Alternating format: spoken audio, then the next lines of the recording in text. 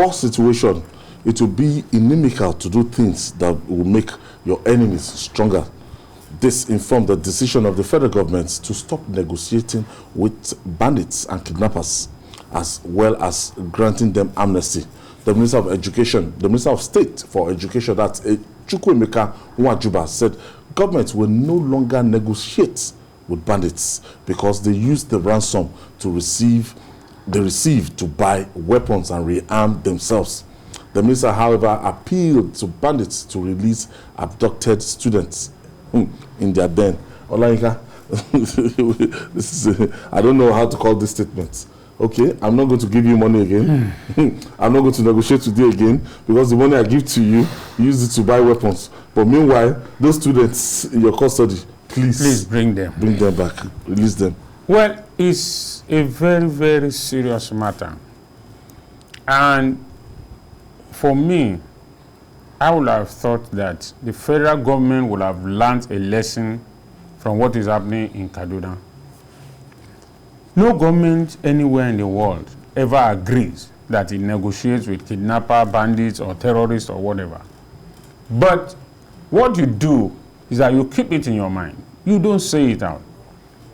I want to believe, and I say it emphatically, that the trouble going on in Kaduna State started principally because the governor came out blankly to say he will not pay ransom. Yeah. The federal government, rather than learn from that, is still repeating the same mistake. I call it a mistake because even if you don't want to pay ransom, you don't need to say it. Let us see it in your action. With what the federal government has done now, I pray that we don't have a spike in this banditry again, especially targeting federal government colleges and everything federal. Because when you are dealing with bandits, you are dealing with terrorists, you are dealing with animals, people who have no sense of anything, you don't expose all your strategies. You don't tell them that you, in fact, you know what is usually done in this situation is that government, in pretending as if is agreeing with them, could send negotiators who will be negotiating with them, and then at the same time you are planning your strategies. But now you come out and you are telling them that, no, I won't give you, we won't pay ransom again. Does it mean you have been paying ransom before? Or does it mean that now that you said you are not going to pay ransom again, have you laid out your strategies? What are the strategies that you have now that you want to use to make sure that this thing doesn't increase? Because it's very easy to talk. Talk is cheap, but action is what matters. For parents whose kids are in the hands of the bandit now, their hearts will be in their mouth with this statement. I think it is completely impolitic and born out of irresponsibility for you. Even if that is what you have in your mind, you don't say it out. You don't say it out. Because the minister is now begging them to release the children in their custody. How do you expect them to release them? When you have said that you are not going to pay ransom and you are not, because you know what they are using, of course you know what they are using the money for. But you don't come out to tell them that you are not going to do this. It is a carrot and stick situation that we'll be using. Federal government, the government is good in coming out tough, to talk tough, but you must also think of consequences of your action. Judy, the normal situation is the federal government is meant to have the monopoly of violence, in any given country or states.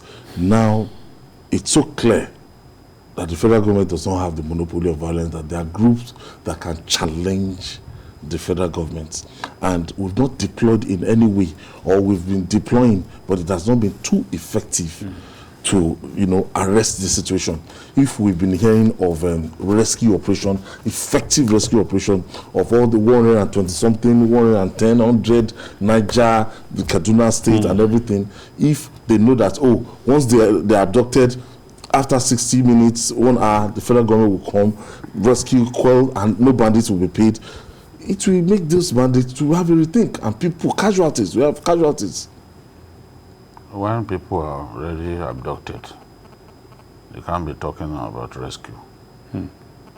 What you can do is to stop them from abducting those children. And there are strategies that can be put in place to ensure that they do not get away with abduction. But once they are abducted, if anybody tells you that they want to rescue, they are lying to you. How are they going to do it? It will be difficult. Tell me how many times that has happened. How are they going to do it?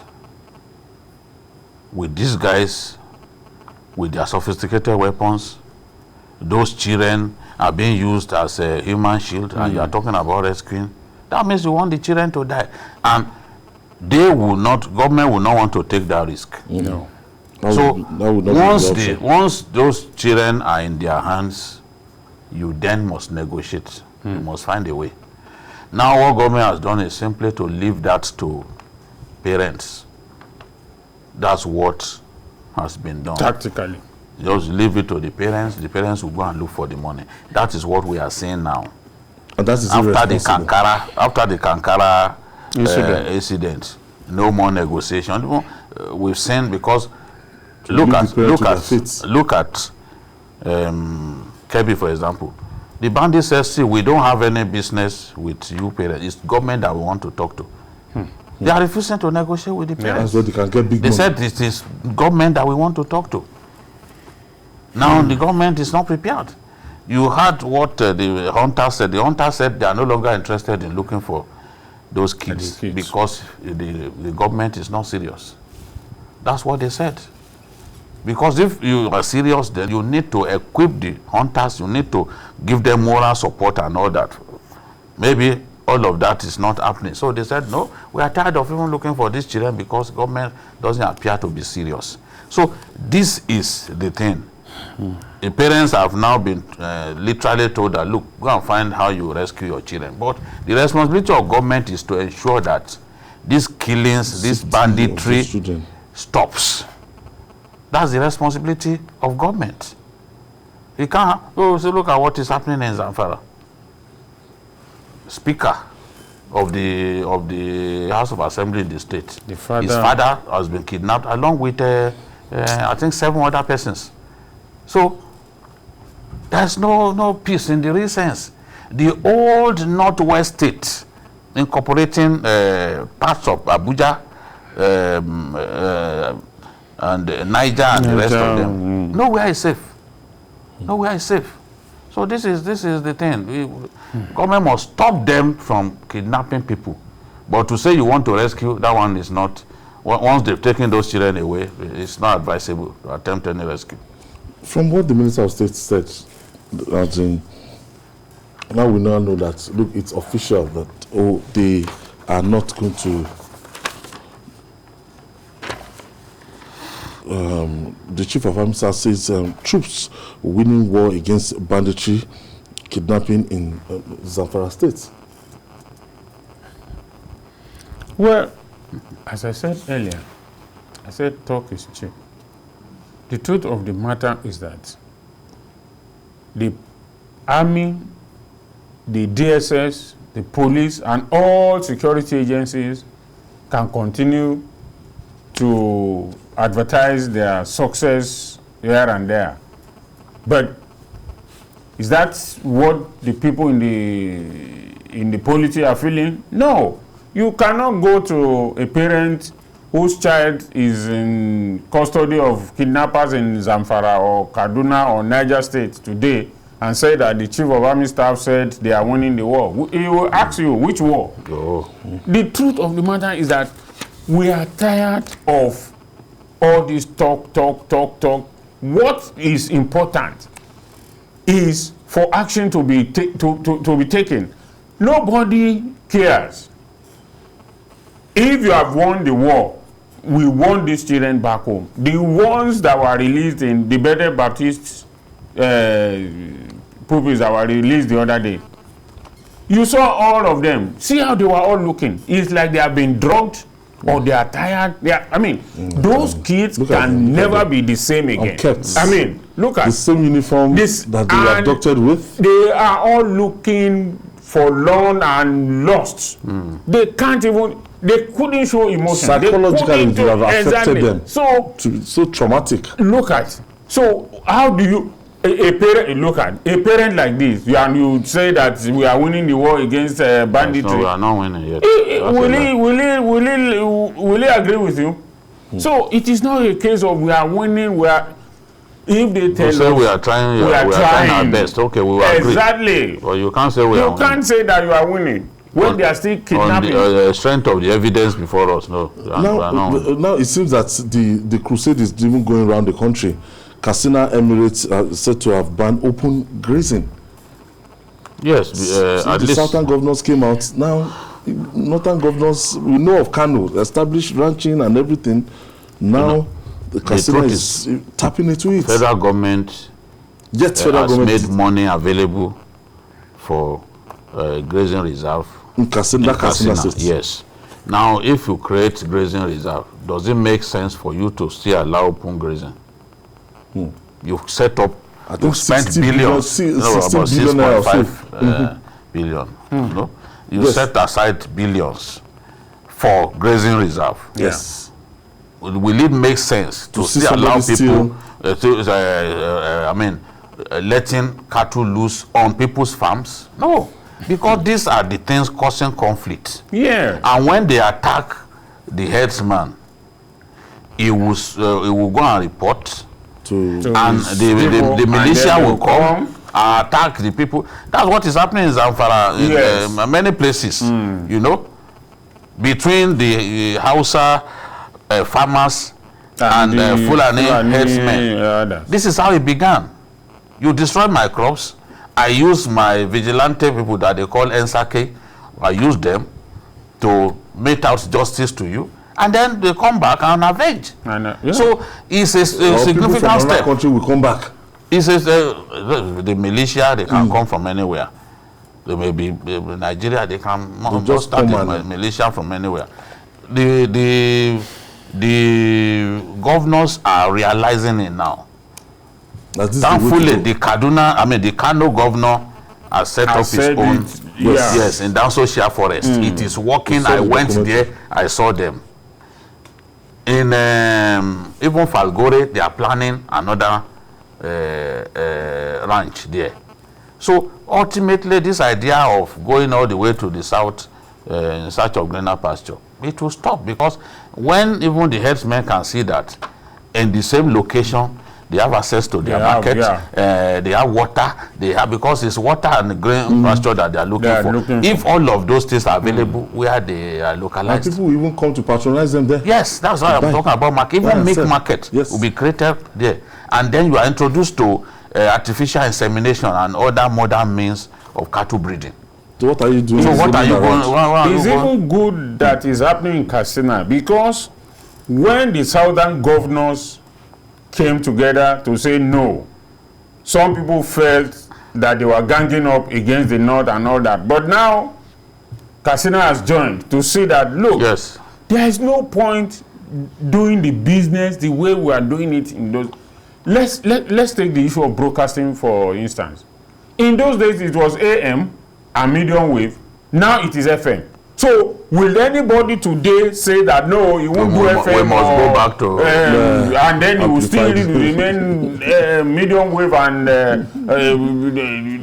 So things are going. In this season, we exercise everything. Things are changing, so people must change with time. They used to go to Mecca with horses and camels and so on. Then. Are they going there to Mecca the same way again? No, they are flying. So why is it that you don't want to change the way you do your business? All right, we have Johnson from Lagos. Thank you for joining us, Johnson. Hello, good afternoon. Good afternoon, Johnson. Well done. God bless you all. Amen. Please, I'm really concerned about this insecurity in Nigeria. Now, when the government cannot stop the problem, why don't they seek international assistance? International assistance, if you said, this will stop people dying every day in Nigeria. This is quite really, really bad. Yeah, everywhere in the world, when they cannot solve a problem, they seek international assistance. I firmly believe that people at the top, they have hands in all this insecurity. If not, they don't want their secret to be leaked. That's why they don't want to see. We don't have evidence to that effect. Johnson, thank you for your contribution. You know, Nigerians and conspiracy theories. We don't have evidence. Now, Kaduna State confirms killing of 25 persons in 4 local governments. Yes, it's terrible. It's terrible. Kaduna is under siege. It's a serious killing feed. You know? That 25 self looks very... Well, maybe it's higher cannot than make that. headline. No, people, 25 dead. 25 dead is no longer headline news. No, it's not. Unfortunately. Yeah. Human life, so. Human life, yes. Not good, so. Unfortunately. Yet it's no longer. It's no longer 25 headline yes, news. there was one weekend I saw 1,000 across the country. 88 died. 88 were killed in Kebbi State. In one day. In one day. It was not headline. Banner headline. Some carried it, but it was not banner headline. Normally, if 10 persons were killed, it should be banner headline. Yeah. 120 points. Internationally, something happened in France that time.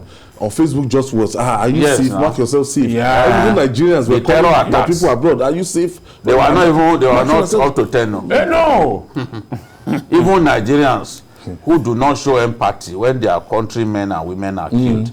You saw them using their pictures of DP, yes. And people are dying every day in your backyard. It's so terrible. Okay. The Nigerian Army raises alarm over bandits' use of fertilizers to manufacture IED. This is kind of scary. Yes. Because we always need fertilizer provide for the farmers. But it's one of the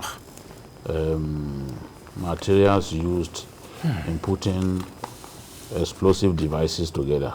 They've been using it for years. Gas cylinders, those small gas cylinders, they use them in doing IEDs as well. So it's possible for Boko Haram to hijack maybe a truck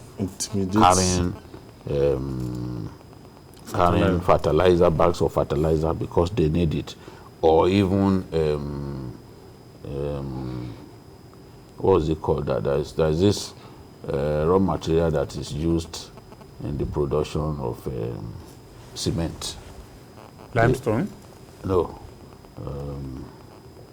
Maybe I'll remember later. They went to Ashaka Cement and for their explosives. Yes, they packed it at Ashaka Cement in I think Gombe State. Just went with it. So all of those we have to be very, very careful and ensure that these things do not fall into the hands of the enemy. Definitely, that's why the army took the steps that they took in the Adamawa area, because there are still some local governments in Adamawa area where Boko Haram is active, where they have their presence, especially those communities along the border, the southern border of Borno State. That's the Goza area. Yes, Mechika, Madagali, all of those areas, Mubi. They still have presence of Boko Haram in those places, the Shekau faction. So, yeah, well, with this development now, even farmers, Boko Haram might be looking for as in mechanized farmers that are into big time mechanized farming to dispossess them of fertilizers. It is news like this that makes one get an inkling of why things are the way they are across the country. You go to the market now, prices of food have skyrocketed. Why? Because people are not going to farm. The fertilizer that they use again, they seize it and use it for IED. So where do we start? And the thing that surprises me is that all these devilish sense that people are using, why is it that they don't deploy it for positive things? Why must you use such ingenious, if you permit that sense, to do evil things? Such things, some people who have such sense should use it for something positive. When you take fertilizer, I mean, an ordinary man would think fertilizer is to fertilize the ground and have more yield. But now you are turning it into IED. I mean, that means we need to understand the people behind this thing. They are not just ordinary people. They are not riffraff. They are not area boys. They are not all those almajiri that we see. There are some people who are like their brain. Oh, sure. Their brain box. Yeah. Who are also mixing all these things together and making it happen. And these are the kind of people that we need to find out and let them engage and use this sense for the positive growth of the country. It doesn't pay for all these things they are doing, and people just, some people are thinking of progress, and you are thinking of how to bring back the hand of the clock. This sounds rather strange. Chibok girl and her Boko Haram lovers surrendered to the military. Yes, you know, we still have no less than 100 Chibok girls in captivity. As I've said many times in the past, some of them have been married to Boko Haram commanders, and some of them do not even have any plan to return home. Because we've seen cases of some returning home after years in the forest, and they were stigmatized, so they do not feel like coming back home. Some have been so brainwashed thoroughly. From Stockholm syndrome. Yes, brainwashed thoroughly that they think that there is nothing wrong in the life that they are living in the forest with these terrorists. Oh, by now they would have worked on them. Yes, it's an irreversible journey. They are already there.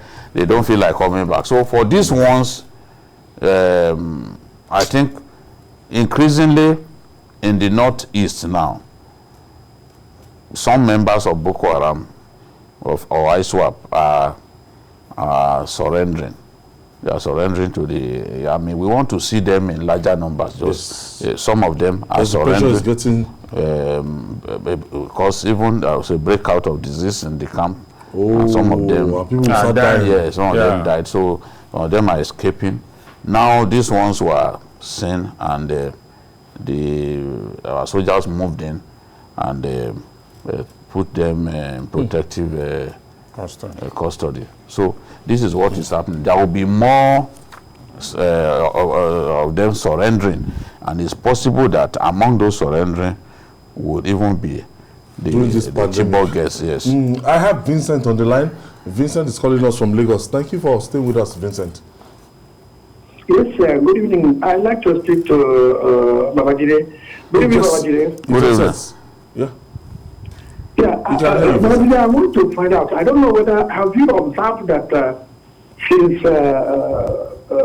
Nnamdi Kanu and Igoro were arrested, Gumi has almost got under. Nobody hears about Gumi again. And another point, I just read from the headline now that the father of the speaker of Zamfara House of Assembly has been kidnapped. Yes. Yeah, this is where, these people need to go and eat instead of, going to schools and so on. I can see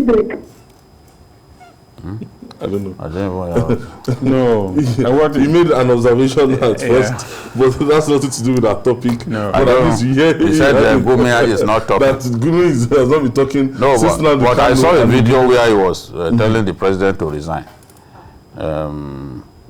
I don't think the arrest of Nnamdi Kanu and Sunday Igboho has anything to do with Gumi not talking. Gumi would not be afraid to talk. He doesn't know that's Gumi, yeah. He doesn't. You know, Gumi would not be afraid to speak his mind, and if he sees any reason to talk, he's going to talk. So I don't think the arrest of Sunday Igboho and Gumi is not agitating. I've also heard exactly. Yes, He's yes. been the spokesman to He's just asking for freedom for bandits. Fairer deal for bandits. That's what that one does not make sense to. And I've also heard some people say that, since Nnamdi Kanu was arrested, the unknown gunmen have not been killing people. That is a lie from the pit of hell. It is. They are still killing people in the southeast. They still went to Governor Opudozodima's village the other day. And they are still attacked Enugu. Yeah. You know? So they are still attacking people. It's not, there's nothing to do with, you can say, it came down a little bit, but it's down more to the attack and the destruction of their camps by the Nigerian forces than even the arrest of Kanu. Because when you destroy their camps and you arrest their men, so the military action, the military action has been effective just to reduce their capacity, you know, and that had been happening before even Kanu was arrested. Yes. So a lot of them are on the run, but they are still killing people. All you need to do is just look at the reports in the last 2 or 3 weeks. You will see that they are still killing people. They are still killing. So we've not put. Armed struggle does not come to an end like that. No. Even sometimes if you kill a succession of leaders, you still find others who are committed to that cause. They will still be killing people. So it's a long battle. It's a long battle that we are in, and our armed forces must recognize that. Look, this is a long battle. It will take some time before we successfully put these guys to bed finally.